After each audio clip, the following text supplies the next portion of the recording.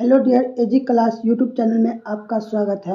BA fourth semester जिनका session 2024 से 28 है और ये बिहार के सभी यूनिवर्सिटी के लिए है। हिस्ट्री मेजर 5 इसमें टोटल 5 दीर्घोत्तरीय क्वेश्चन बताएंगे और सभी क्वेश्चन को आपको याद कर लेना है क्योंकि यही क्वेश्चन सब एग्जाम में आएगा। तो चलिए वीडियो को स्टार्ट करते हैं। लास्ट तक देखना है तभी आपको समझ में आएगा और सभी क्वेश्चन को आपको याद कर लेना है। पहला क्वेश्चन हो जाएगा, गुप्त साम्राज्य के पतन के प्रमुख कारणों का वर्णन कीजिए। और ये MVBI क्वेश्चन है, मोस्ट इम्पोर्टेंट क्वेश्चन है और ये बहुत इंपॉर्टेंट क्वेश्चन है। तो देखिए उत्तर में आपको लिखना है, गुप्त साम्राज्य जिसे भारतीय इतिहास का स्वर्ण कहा जाता है, 6वीं शताब्दी ईस्वी तक आते आते कई आंतरिक एवं बाह्य कारणों से संयोजन से अपने पतन की ओर अग्रसर हो गया। इसके प्रमुख कारण निम्नलिखित हैं। तो नीचे में देखिए पहला पॉइंट में है, हुनों के आक्रमण, विदेशी आक्रमण। 5वीं शताब्दी के उत्तरार्ध में मध्य एशिया से हुनों ने भारत पर आक्रमण करना शुरू किया। उसके बाद है, स्कंदगुप्त ने उन्हें सफलतापूर्वक पराजित किया, लेकिन उसके बाद के कमजोर शासक हुनों के निरंतर आक्रमणों का सामना करने में असमर्थ रहे। इससे साम्राज्य की सैन्य और आर्थिक स्थिति अत्यंत कमजोर होगी। तो पहला पॉइंट खत्म हो गया है और चलिए हम दूसरा पॉइंट में देखते क्या है।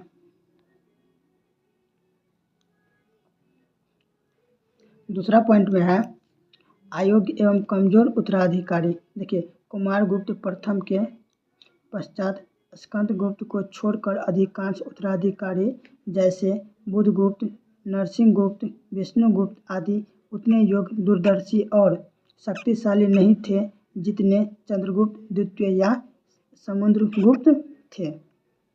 मजबूत नेतृत्व के अभाव में विशाल साम्राज्य को सुदृढ़ बनाए रखना संभव नहीं हो सका। और देखिए तीसरा पॉइंट में है, सामंतों का बढ़ता प्रभाव। तो देखिए प्रांतीय शासक और सामंत अधिक स्वतंत्र एवं शक्तिशाली होते गए। उन्होंने कर देना बंद कर दिया और कई क्षेत्रों में स्वयं को स्वतंत्र शासक घोषित कर दिया। इससे केंद्रीय सत्ता कमजोर हुई और साम्राज्य का विघटन प्रारंभ हो गया।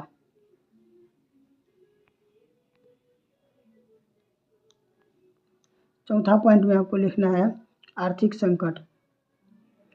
लगातार युद्धों, हुनों के आक्रमणों, व्यापार में गिरावट तथा राजस्व में कमी के कारण गुप्त साम्राज्य की आर्थिक स्थिति कमजोर हो गई और इससे सेना के रखवाव, प्रशासन तथा लोक कल्याणकारी कार्यों पर प्रतिकूल प्रभाव पड़ा। और पांचवा पॉइंट में आपको लिखना है, केंद्रीय शासन की कमजोरी। कमजोर शासकों के कारण प्रशासनिक व्यवस्था शिथिल हो गई और प्रांतों पर नियंत्रण कम हो गए और केंद्रीय सत्ता का प्रभाव समाप्त होने लगा।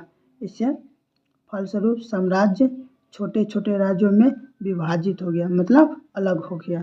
और इससे देखिए, इससे यह निष्कर्ष निकलता है कि हुनों के आक्रमण, कमजोर उत्तराधिकारी, सामंतों की स्वायत्तता, आर्थिक संकट तथा केंद्रीय शासन की कमजोरी, इन सभी कारणों से संयुक्त प्रभाव से गुप्त साम्राज्य का पतन हुआ। इतना आपको लिख देना है और याद कर लेना है सभी को। दूसरा नंबर क्वेश्चन है, देखिए हुनों के आक्रमण के कारणों एवं उनके प्रभाव पर भारतों की विवेचना कीजिए। देखिए दो तरह से क्वेश्चन आपको पूछ सकता है। एक बार आपको पूछेगा कारण या फिर आपको पूछेगा उसका प्रभाव। तो आपको यहाँ पे कारण लिखना है, ये आंसर लिखना है, और इसका प्रभाव पूछेगा तो आपको ये लिखना है। तो चलिए हम इसका डिटेल में बताते हैं क्या है। देखिए हुनों के मध्य एशिया के घुमंती जाति थे जिन्होंने 5वीं शताब्दी ईस्वी में भारत पर आक्रमण किए। इनके आक्रमणों के कई वो कारण थे और इनका प्रभाव भारत पर गहरा प्रभाव पड़ा। देखिए हुनों के आक्रमण के कारण, देखिए नए क्षेत्र की खोज। मध्य एशिया में संसाधनों की कमी और जनसंख्या वृद्धि के कारण हुन नए उपजाऊ क्षेत्र की खोज हुई। और देखिए चरागाहों की तलाश में आपको ये देख लेना है। और देखिए धन संपत्ति की तलाश। उसके बाद है युद्ध कौशल की आक्रमण प्रवृत्ति।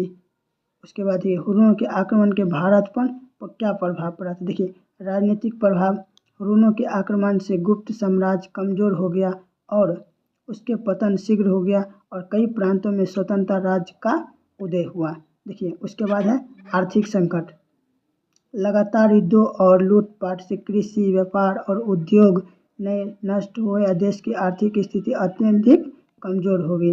देखिए उसके बाद है सांस्कृतिक प्रभाव, उसके बाद है सामाजिक प्रभाव, उसके बाद है दीर्घकालिक प्रभाव।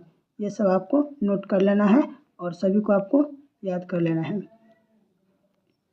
देखिए इससे यह निष्कर्ष निकलता है कि हुनों के आक्रमणों के कारण भारत की राजनीतिक, आर्थिक, सामाजिक और सांस्कृतिक संरचना पर गहरा नकारात्मक प्रभाव पड़ा।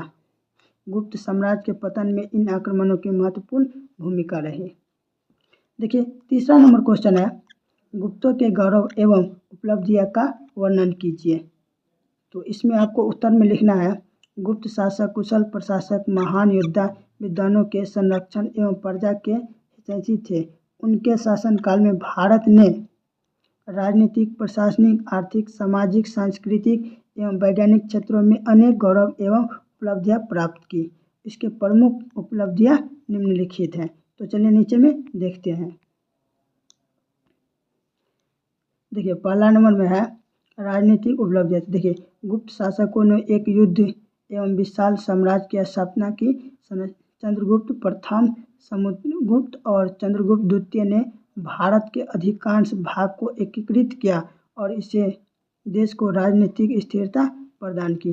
देखिए दूसरा नंबर पॉइंट है प्रशासनिक उपलब्धियां, तीसरा पॉइंट है आर्थिक उपलब्धियां और चौथा पॉइंट है सामाजिक उपलब्धियां और छठा पॉइंट है सांस्कृतिक उपलब्धियां और छठा पॉइंट है वैज्ञानिक उपलब्धियां। और सभी को आपको लिख लेना है और याद कर लेना है।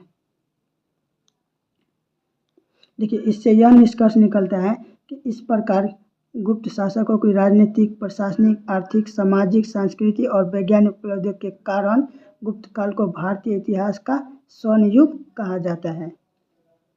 देखिए चौथा नंबर क्वेश्चन है, हर्षवर्धन की महानता का उसकी उपलब्धियां के आधार पर मूल्यांकन करें। तो देखिए आंसर में है, हर्षवर्धन 606 से 647 ईस्वी को उत्तर भारत का एक महान सम्राट माना जाता है। उनकी महानता का मूल्यांकन उसकी राजनीतिक, प्रशासनिक, धार्मिक, साहित्य एवं सामाजिक उपलब्धियों के आधार पर किया जाता है। वह एक सफल शासक, कुशल प्रशासक, दानवीर एवं विद्वानों का संरक्षक थे।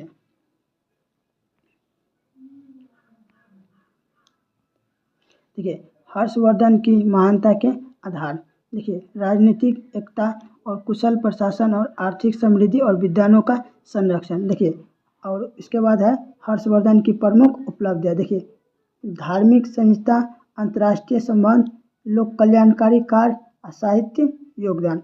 और इसी में सभी जितना पॉइंट है ये सब सभी को आपको लिख लेना है और याद कर लेना है।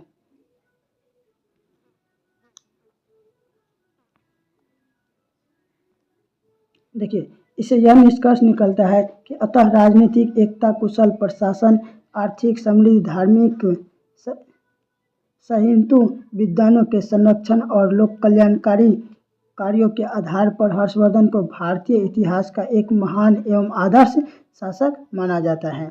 देखिए 5वां नंबर क्वेश्चन है, राजपूत कौन थे? राजपूतों की उत्पत्ति संबंधी विभिन्न सिद्धांत करें। तो चलिए इसका आंसर देखते हैं। राजपूत मध्यकालीन भारत में एक प्रमुख क्षत्रिय वर्ग थे, क्षत्रिय शासक वर्ग थे। उनकी उत्पत्ति के विषय में इतिहासकारों ने विभिन्न मत प्रस्तुत किए। प्रमुख सिद्धांत निम्नलिखित हैं। तो देखिए अग्निकुल सिद्धांत और दूसरा नंबर में है सूर्यवंशी सिद्धांत और तीसरा नंबर है चंद्रवंशी सिद्धांत। तो देखिए इसमें हम बता रहे हैं कि अग्निकुल सिद्धांत क्या है। तो इस सिद्धांत के अनुसार कुछ राजपूत वंश जैसे परमार, चौहान, सोलंकी और प्रतिहार माउंट आबू के ऋषि वशिष्ठ द्वारा कराए गए यज्ञ की अग्नि से उत्पन्न हुए। और दूसरा है सूर्यवंशी सिद्धांत। इस मत के अनुसार राजवंश सूर्यवंशी से उत्पन्न हुए और इनमें प्रमुख वंश राठौड़, सिरोसिया, मेवाड़ आदि माने जाते हैं, जो भगवान राम के वंशज माने जाते हैं। इसमें देखिए चंद्रवंशी सिद्धांत, इस सिद्धांत के अनुसार राजपूत चंद्रवंश से उत्पन्न हुए हैं। इनके प्रमुख वंश यादव, कुशवाहा और आदि माने जाते हैं, जो भगवान कृष्ण के वंशज माने जाते हैं। और इसके बाद ये है, और इसके बाद मिश्रित सिद्धांत है, यहाँ पे मिश्रित सिद्धांत। तो सभी को आपको याद कर लेना, इसमें जितना भी बताया है सभी को आप याद कर लीजिए। और इसका PDF फ्री में लेने के लिए आप मेरे व्हाट्सएप पे इस पर मैसेज कीजिए, आपको फ्री में मिल जाएगा। सभी क्वेश्चन का जितना भी ऑब्जेक्टिव और सब्जेक्टिव होगा सभी का आपका PDF फ्री में बिल्कुल मिल जाएगा। इसमें आपको कोई पैसा देने का ज़रूरत नहीं है। तो वीडियो कैसा लगा कमेंट कीजिए, चैनल को सब्सक्राइब कीजिए। चलिए मिलते हैं अगले वीडियो में, बाय बाय।